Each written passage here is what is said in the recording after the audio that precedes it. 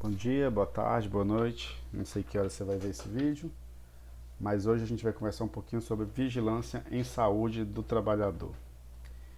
Então, por definição, a vigilância em saúde do trabalhador, ela é um componente do Sistema Nacional de Vigilância em Saúde e ela visa promover a saúde, reduzir a morbimortalidade da população trabalhadora e ela vai fazer isso através da integração de ações que intervenham ali nos agravos e doenças decorrentes do processo produtivo.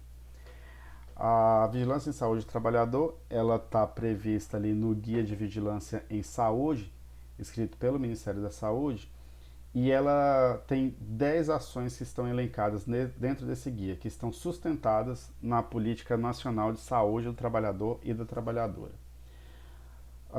As 10 ações seriam as seguintes: a vigilância da saúde do trabalhador, que tem a ver ali com a análise do perfil socioeconômico, sociodemográfico, desculpa, e produtivo, além de algumas informações sobre morbimortalidade, a produção de protocolos normativos, a vigilância dos ambientes e processos de trabalho, e aí nesse caso aqui é um dos pontos principais, que é a inspeção do ambiente e dos processos de trabalho, a fim de identificar os riscos e perigos que o trabalhador pode correr.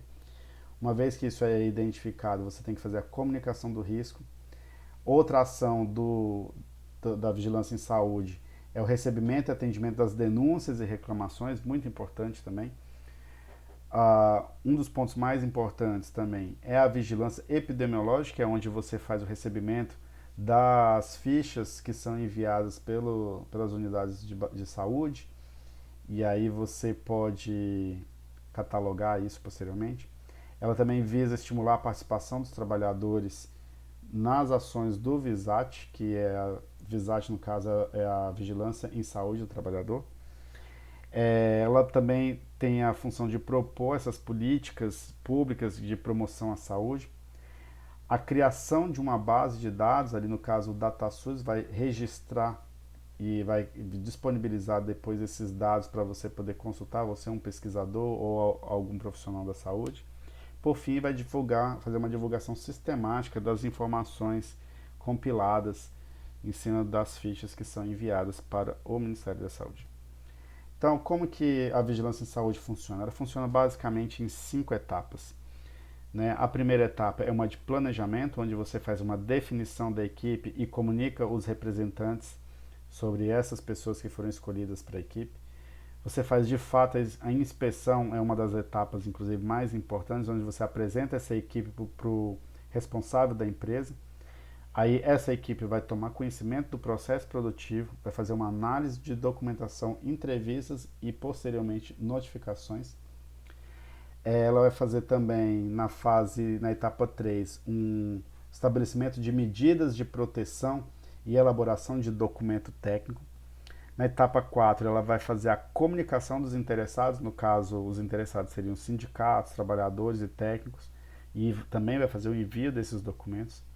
Na quinta etapa, ela vai fazer uma avaliação do cumprimento das medidas de proteção para saber se elas de fato estão sendo seguidas e também a definição e acompanhamento de processos administrativos, caso seja necessário. Quais são os agravos em saúde do trabalhador que devem ser informados? Né? Dois, basicamente: o acidente de trabalho grave e o acidente de trabalho com exposição a material biológico. O primeiro, acidente de trabalho grave, ela exige a notificação em 3 casos, que são os acidentes de trabalho graves, o acidente de trabalho com óbito e o acidente de trabalho com crianças e adolescentes. Se, se você olhar assim de baixo para cima, o acidente de trabalho com criança são aquelas que qualquer tipo de acidente grave, no caso, né, que aconteça com pessoas menores de 18 anos, certo? O com óbito, ele obviamente envolve o óbito, né? E tanto ele quanto o acidente de trabalho grave, pode acontecer no ambiente de trabalho, né? Ou no percurso de ida ou volta para o trabalho, né?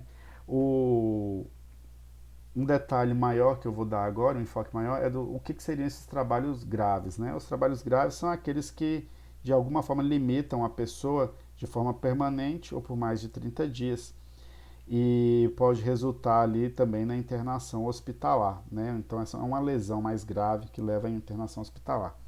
E alguns exemplos aqui para a gente poder ter uma ideia são as queimaduras graves, politraumatismos, fraturas, amputações, luxações, traumatismo crânioencefálico, né? Então qualquer lesão aí que possa gerar dano à pessoa. E por fim, também em acidente de trabalho grave, tá, essa é a aceleração do parto ou aborto decorrente do acidente, né? Então, abortos também estão envolvidos aqui, estão abrangidos por acidente de trabalho grave. Qual que é o fluxograma aqui do acidente de trabalho? A partir de uma lesão, você tem que saber primeiro se o paciente estava trabalhando ou não. Se essa informação tiver sido fornecida, você pode seguir, por exemplo, se ele estava trabalhando, você vai seguir aqui para a esquerda, se ele não estava trabalhando, segue para a direita. Né? Basicamente, para a gente poder saber, por exemplo, se ele, quando ele não estava trabalhando, saber se ele estava no caminho para o trabalho. Que lembra que eu falei? Se ele estiver no percurso, isso também interessa e é registrado como acidente de trabalho caso tenha um acidente. Então, se, por exemplo, seguindo por aqui, se ele não estava trabalhando, mas ele estava no caminho, aí eu quero saber se esse acidente é grave ou fatal, né? Se for grave ou fatal, eu notifico. Se não for, eu quero saber se ele é menor de 18 anos ou não, porque toda vez que ele for menor de 18 anos, eu notifico também, né? Agora, se ele não estava nem indo nem voltando do trabalho, então eu não preciso notificar. Agora, e se eu não sei se ele estava trabalhando ou não? Eu vou procurar indícios de que ele estava trabalhando, né? Então, eu também posso procurar indícios e esses indícios vão nortear o meu desfecho, tá? Como que é feita essa notificação? Essa notificação ela é feita por uma ficha de investigação de acidente de trabalho grave, né? Então essa aqui é a ficha.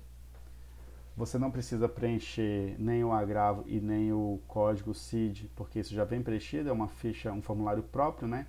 Dois pontos importantes que nós temos que observar é a ocupação e a atividade econômica, tá? Isso sempre tem que ser preenchido. Todos os campos são obrigatórios, porém, esses aqui é para a gente preencher com mais atenção, tá? Aqui são dados gerais, dados do indivíduo, dados da residência, e aqui os dados do caso mesmo, certo? E os acidentes de trabalho com exposição a material biológico? Bem, primeiro eu tenho que saber o que são esses materiais biológicos, né? Então esses são os fluidos orgânicos infectantes. E ali a gente pode citar secreções sexuais, líquidos corporais, suor, lágrima, urina, vômitos, fezes, salivas, secreção nasal. Como que é feita a avaliação da exposição ao material biológico? Primeiro, aconteceu esse acidente envolvendo material biológico, a avaliação deve ser feita imediatamente, certo? E no que ela se baseia? Ela vai se basear primeiro na anamnese do acidentado, na identificação do paciente-fonte, caso ele exista, né, e do material biológico. Você vai ter que fazer uma análise do risco, a notificação do acidente, a orientação do manejo lá do paciente e os cuidados com o local. Além disso, ela vai avaliar o tipo de exposição, tipo e quantidade de fluido ou tecido, status sorológico da fonte, status sorológico do acidentado e suscetibilidade do profissional exposto. Quais são os tipos de exposição? Os tipos de exposição são 3. Percutânea, que aí a gente pode citar agulhas, bisturis, vidrarias, facas, facões, serra elétrica. As mucosas, quando você tem respingos, por exemplo, nos olhos, nariz, boca. Pele não íntegra, no caso dermatites, feridas abertas, mordidas. Você também tem a pele íntegra, não coloquei aqui porque é meio óbvio. Tá, acidente de trabalho com exposição a material biológico. Qual que é o fluxograma dele? Né? Você tem dois tipos de condutas que deve ter quando acontece esse tipo de acidente. Seguir por esse lado, que está relacionado com o paciente, ou seguir por esse lado, que está relacionado com a vigilância em saúde. Seguindo aqui pelo lado esquerdo, né, a primeira questão é os cuidados e avaliação do acidentado. Ele deve ser prioridade. Aí você vai encaminhar esse trabalhador para um serviço de referência, uma UBS ou um serviço de urgência e emergência. E lá você vai ter que seguir com os protocolos de atenção específicos para aqueles prováveis riscos de infecção. Você tem que também notificar o acidente no SINAM e emitir o CAT. O CAT é só para quem é regido pela CLT, então no caso estatutário você não vai ter isso.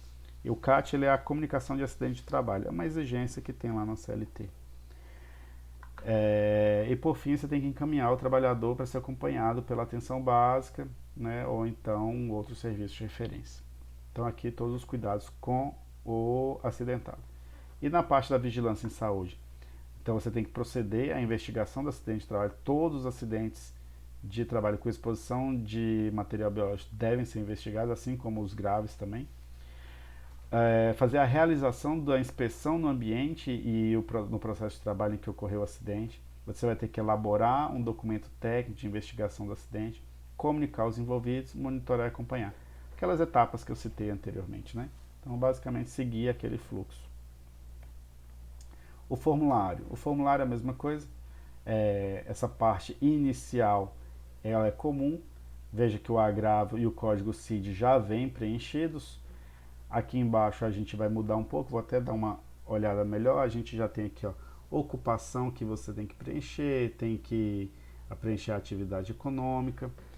Agora aqui na parte do caso mesmo específico, você tem aqui, ó, o tipo de exposição, percutânea, mucosa, se é oral, ocular, pele íntegra, que eu falei que não ia citar ali, mas pele não íntegra também. O tipo orgânico, se é sangue, se é líquido, o que eu falei de líquidos corporais, né? Líquido pleural, líquido ascítico, líquido amniótico, fluido com sangue, soro, certo? Circunstância do acidente, se foi ao administrar uma medicação endovenosa, intramuscular, subcutânea, né? Então tudo aqui bonitinho. O tipo de agente, se foi uma lâmina, se foi uma agulha daquelas de aplicar medicamento, ou se é aquela agulha mesmo de costureira, por exemplo, né? Os EPIs. E aqui o mais importante é detalhar o caso aqui, ó, a parte é uma parte mais descritiva, tá? Tá, a referência utilizada aqui foi o Guia de Vigilância em Saúde do Ministério da Saúde, na terceira edição do ano de 2019. Bem, é isso.